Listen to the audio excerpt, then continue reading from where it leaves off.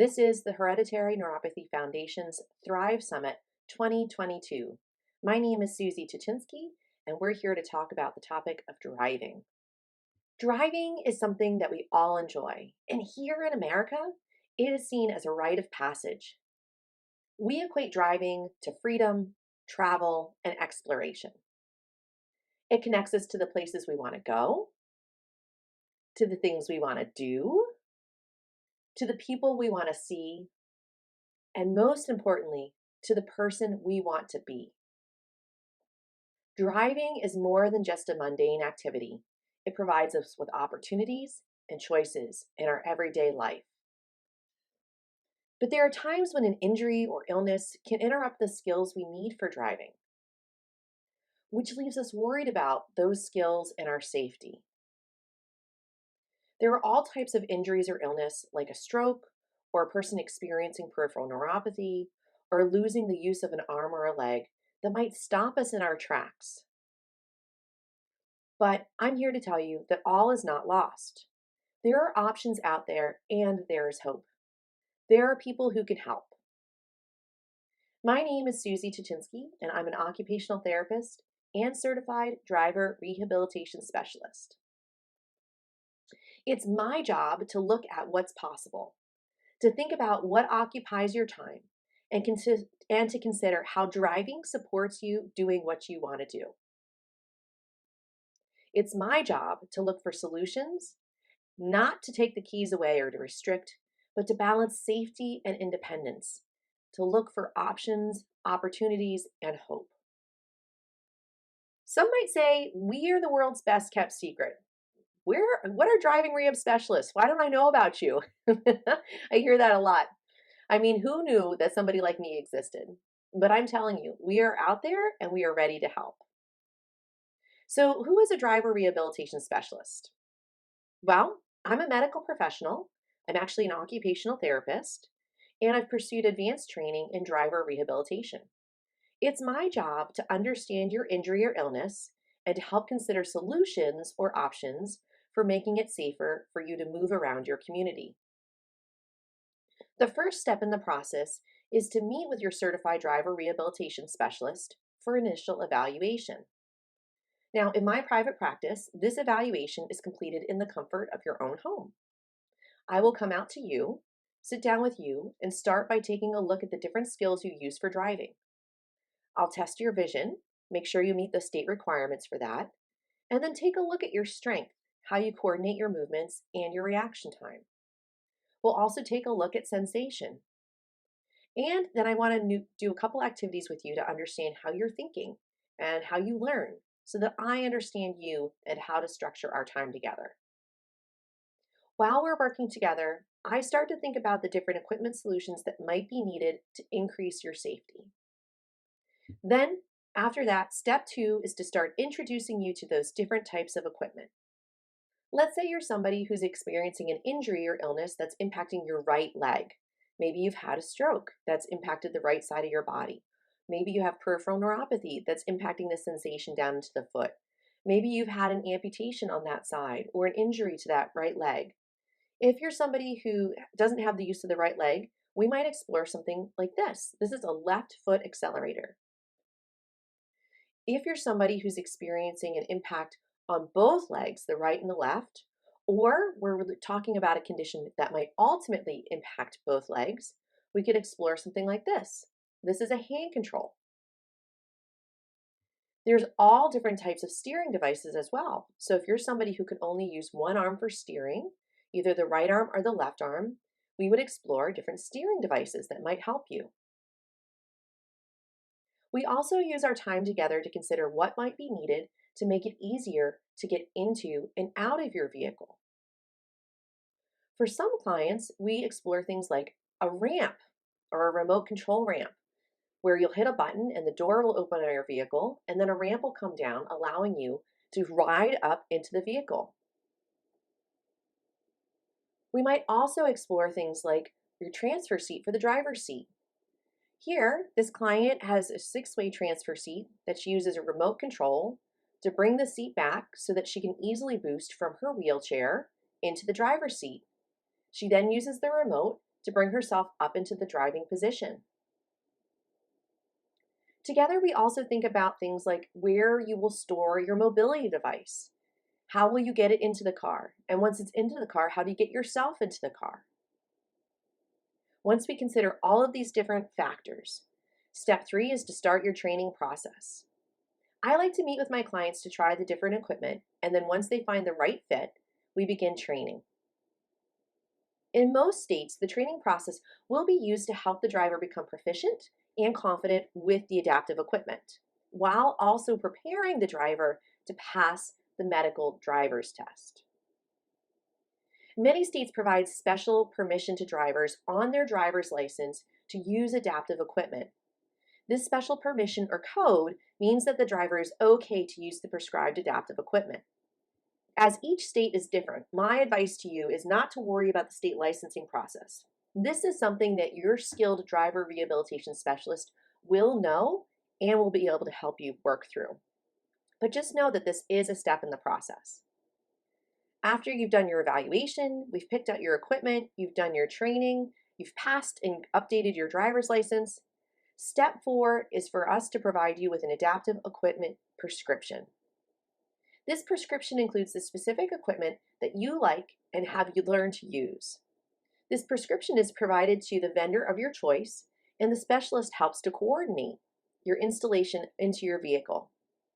Your local driver rehabilitation specialist will be well versed in the vendor options in your area for installing equipment and help you through this process.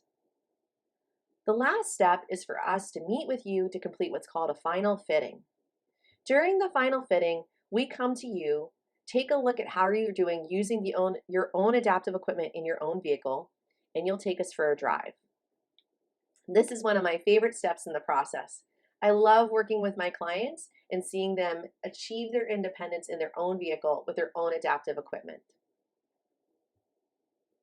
The OT Driver Rehabilitation Specialist is a resource available to you around the country. If you need somebody in Pennsylvania or New Jersey, I'm your gal and happy to help. But we are located all over the United States. We are a friendly group focused on safety and function, and we're ready to help. You can find us by visiting websites like the American Occupational Therapy Association, or AOTA.org, or the Association for Driver Rehabilitation Specialists, ADID.net.